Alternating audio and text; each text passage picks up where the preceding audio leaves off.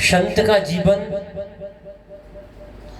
बड़ा ही आनंदित और उत्साह का जीवन हुआ करता है। संत के जीवन से हमको शिक्षा लेना चाहिए कि हम भी अपने जीवन में संत जैसा जीवन जिए। सारी चीजें, सारी वस्तुएं संत की अलग हुआ करती हैं, अलौकिक वृत्ति कहलाती है साधु की। संसार से बिल्कुल विपरीत चलता है साधु, फिर भी आनंदित होता है। आप संसार में रहते हैं, संसार में रहने के बाद भी, घर गृहस्थी में रहने के बाद भी आनंदित नहीं होते हैं, लेकिन संत संसार के बीच में रह करके भी सबसे आनंद में जीवन जिया करता है, क्योंकि उसने अपने मन को समझाया है, अपने जीवन को समझाया है। संत का जीवन एक ऊर्जावान जीवन हुआ करता है, संत का जीवन एक आनंदित जीवन हुआ करता है, संत का जीवन सकारात्मक जीवन हुआ करता है। साधु संत एक बार भोजन करने के बाद भी, उपवास करने के बाद भी अपने जीवन को अच्छा आनंदित में समझते हैं। बिना कपड़े के रहने के बाद, बिना ड्रेस के रहने के बाद, बिना एड्रेस के रहने के बाद, साधु का कोई ड्रेस नहीं होता है, साधु का कोई एड्रेस नहीं होता है, फिर भी आनंद के साथ जीता है कि मुझे सिद्ध फिला पर जाकर के अपनी आत्मा का कल्याण करना है। वो जानता है कि संसार का जो भी घर है वो तो कुछ समय का है, किराए का घर है, निज घर तो हमारा सिद्ध अवस्था हुआ करती है। ऐसा साधु का जीवन हुआ करता है कि चाहे उसके जीवन में दुख आए, चाहे उसके जीवन में सुख आए, चाहे उसके जीवन में आनंद आए, चाहे उसके जीवन में कोई आपत्ति विपत्ति आए, चाहे उसके जीवन में अच्छाई आए, चाहे उसके जीवन में कोई बुरा व्यक्ति भी आए, सब जीवों में समता का भाव रख करके अपने जीवन को आनंदित जीता है और आप लोगों से कहता है कि मैं आनंद के साथ जी रहा हूं, तुम भी आनंद के साथ जीना सीखिए। क्योंकि जो व्यक्ति आनंद के साथ जीता है वही स्वयं आनंद, स्वयं आत्मा, अपनी आत्मा की अनुभूति करके सिद्ध परमात्मा को प्राप्त करता है। जो अपने से ही दुखी है वो दुनिया को क्या प्रसन्न कर सकता है? जो अपनों से प्रसन्न है नहीं है, अपनी आत्मा से प्रसन्न नहीं है, वो दूसरों को क्या प्रसन्न करता है?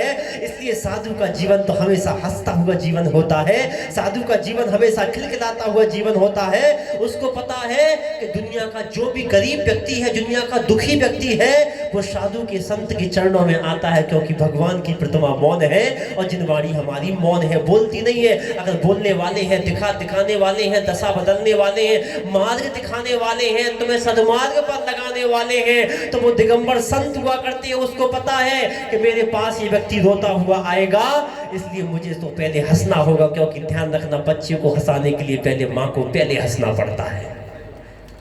बच्चे को हंसाने के लिए माँ को पहले हंसना पड़ता है। ऐसे समाज की विकृति को, समाज की गंदगी को, समाज के कष्टों को दूर करने के लिए साधु को पहले दूर रहना पड़ता है, अपने आप को आनंदित होना पड़ता है। साधु के जीवन में, संत के जीवन में कोई अंतर नहीं होता है। आप एक बार साधु को आहार कराते हो और साधु तुम्हें ब्याज सहित देता है। तुम यहाँ पर उनकी रत्नत्रय का पालन करने के लिए आहार कराते हो, उनकी आत्म भावना की विशुद्धि के लिए आप आहार कराते हो, उनके जीवन को अच्छा रत्नत्रय बना रहे, अपनी क्रियाओं का पालन करते रहे, इसलिए आहार कराते हैं। और साधु तुम्हारा ऋणी रहता है और तुम्हारे ऋण को यहीं पर चुका करके जाता है। तुम एक बार खिलाते हो और साधु तुम्हें 3 बार देता है, सुबह भी देता है, दोपहर भी देता है, शाम को भी देता है। और ध्यान रखना, जैसे तुम साधु के उपकार की बात सोचते हो, वैसे साधु तुम्हारे उपकार के लिए सोचता है। इसलिए आचार्य उमा स्वामी महाराज ने एक सूत्र ही दे दिया, परस्पर उपग्र हो जीवा नाम। एक जीव दूसरे जीव का उपकार करता है। इसलिए ध्यान रखना, 24 घंटे में 23 घंटे हमको तुमसे पाना पड़ता है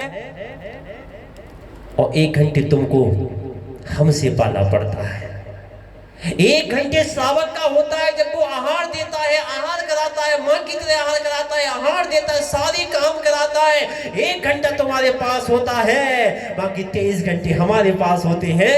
1 घंटे तुमको सौभाग्य प्राप्त होता है, साधु से बढ़कर कोई नहीं होता है। लेकिन 1 घंटे का सौभाग्य तुमको प्राप्त ये होता है कि जब तुम मुनि महाराज को आहार कराते हो, माँ बन करके आहार कराते हो, तो तुम्हारा ऊपर होता है और लेने वाले का हाथ नीचे होता है। तुम्हें सौभाग्य प्राप्त होता है कि तुम बड़े होने का सौभाग्य तुमको प्राप्त होता है।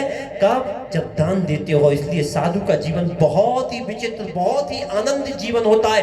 अलौकिक वृत्ति होती है, सिंह वृत्ति होती है। और जो साधु की संगति कर लेता है वो भी शेर जैसा दहाड़ने लगता है। उसके जीवन में भी कुछ संस्कार, उसके जीवन में कुछ आनंदित, उसके जीवन में कुछ परोपकार, उसके जीवन में कुछ संस्कार, उसके जीवन में कुछ बहुत आनंदित की चीजें आने लग जाती हैं। जो जिसकी संगति करता है वो वैसा बन जाता है। पानी की बूंद अगर मिट्टी की संगति करे तो कीचड़ बन जाती है। वही पानी की बूंद अगर नीम की संगति करती है, नीम के पेड़ में चली जाए तो कड़वी हो जाती है। वही पानी की बूंद अगर गन्ने में चली जाए तो मीठी हो जाती है। वही पानी की बूंद अगर सांप के मुख में चली जाए तो जहर बन जाती है। वही पानी की बूंद अगर गर्म तवे पर पड़ जाए तो अपना अस्तित्व खो देती है। और वही पानी की बूंद अगर भगवान के ऊपर चढ़ जाए तो गंधोदक बन जाती है। इसलिए ध्यान रखना, संगति का बहुत महत्व होता है। अगर एक बच्चे को छोटा सा गिफ्ट भी दिया जा रहा है और वो गिफ्ट के माध्यम से महाराज के पास आ रहा है, कोई बात नहीं, आने दीजिएगा, बच्चों को लाइएगा, संस्कार दीजिएगा। अरे गिफ्ट का महत्व नहीं, अगर बच्चा तुम्हारे धर्म से जुड़ गया तो उस गिफ्ट की कोई कीमत नहीं है। इसलिए साधु तुम्हें देने के लिए आए हैं, ऊर्जावान बनाने के लिए आए हैं। इसलिए साधु के पास आओ। साधु का जीवन बड़ा ही अद्भुत होता है। इसलिए ध्यान रखना, साधु का जीवन गाय जैसा होता है, हाथी जैसा नहीं। अब आप कहोगे गाय के जीवन में हाथी के जीवन में क्या अंतर है? बहुत जमीन आसमान का अंतर है। ध्यान रखना, गाय घास खाती है, रूखा सूखा खाती है, जो मिल जाए वो खा लेती है, कभी मांगती नहीं है। जैसा मिल जाए जो भी दे दे, जैसा भी दे दे, काली महिला, गोरी महिला, कोई भी आकर के दे दे, सूखा सूखा खा लेती है और बदले में मीठा दूध देती है। और हाथी गन्ना खाता है, माल खाता है, मलिदा खाता है, और जब गंदगी करता है तो उसका गोबर भी काम में नहीं आता है। गाय का तो गोबर भी काम में आ जाता है। इसलिए साधु का जीवन गाय के समान होता है। साधु की एक एक चीज काम में आती है, एक एक वाणी काम में आती है। जो मन से सुनता है उसको जीवन में उतारता है, संगति करता है, उतारने का प्रयास करता है, आता है और आकर के बैठता है तो उसके जीवन में बहुत कुछ मिलता है। इसलिए साधु तुम्हें देने के लिए यहाँ पर उपस्थित हुए हैं। आप संतों का समागम कर रहे हैं, संतों का उपदेश सुन रहे हैं। और ध्यान रखना, साधु के समागम करने से जीवन में बदलाव अवश्य आता है। इसका साक्षात उदाहरण यहाँ पर सारे साधु संत बैठे हैं। इन्होंने कभी कोई काम नहीं किया, दुनिया में खाने में कमी कर दी, पीने में कमी कर दी, घूमने में कमी कर दी, लेकिन जब भी नगर में कोई संत आता था उनके पास दर्शन करने अवश्य जाते थे। उस दर्शन का आज फल है कि इस मंच पर सारे साधु आपके पास दर्शन के लिए, आप उनके दर्शन करने के लिए यहाँ बैठे हो। केवल दर्शन करने का नियम था। इसलिए मैं आप लोगों से कहना चाहूंगा, जब भी आपको समय मिले, जब भी आपको मौका मिले, साधुओं के दर्शन अवश्य कराइए, साधुओं के पास बैठालिएगा। क्योंकि साधु की संगति साधु बनाती है, भगवान की संगति भगवान बनाती है, अभिनेता की संगति अभिनेता बनाती है, नेता की संगति नेता बनाती है। अब बताओ, परमात्मा की संगति परमात्मा बनाती है। आप किसकी संगति में है? आपके बच्चे किसकी संगति में है? आपके युवा किसकी संगति में? जो जिसकी संगति में रहता है वो वैसा बन जाता है। बंधुओं, बहुत कुछ कहने की जरूरत नहीं है, समय बहुत तेज गति से बढ़ रहा है, चातुर्मास बहुत लंबा है, अभी कुछ भी नहीं गया, अभी तो एक ही महीना निकला है, अभी तो 3 साढ़े 3 महीने बहुत है। आनंद के साथ सुनेंगे, आप भी सुनेंगे, हम भी सुनेंगे। हमारे 4-5 श्रोता बहुत अच्छे श्रोता हैं जो दोपहर में उपस्थित होते ही हैं। आचार्य भगवंत ने कहा तुमको दोपहर में आना है, वो आकर के बैठ उपस्थित होते हैं। बड़ी आनंद प्रसन्नता की बात है कि गुरु की आज्ञा का पालन करना ही सबसे बड़ी बात होती है। हमें प्रवचन करने की जरूरत नहीं है, लेकिन श्रोता का भाव देख करके, श्रोता का मन देख करके, श्रोता की भावना को देख करके ऐसा लगता है नहीं, ये व्यक्ति इतनी दूर से आया है, इसको कुछ ना कुछ तो देना चाहिए, खाली हाथ नहीं भेजना चाहिए। उन श्रोताओं को देख करके यहाँ पर हमने प्रवचन आपको किया है, आपको बताया है, क्योंकि मोक्ष मार्ग में क्वालिटी का महत्व है, क्वांटिटी का नहीं।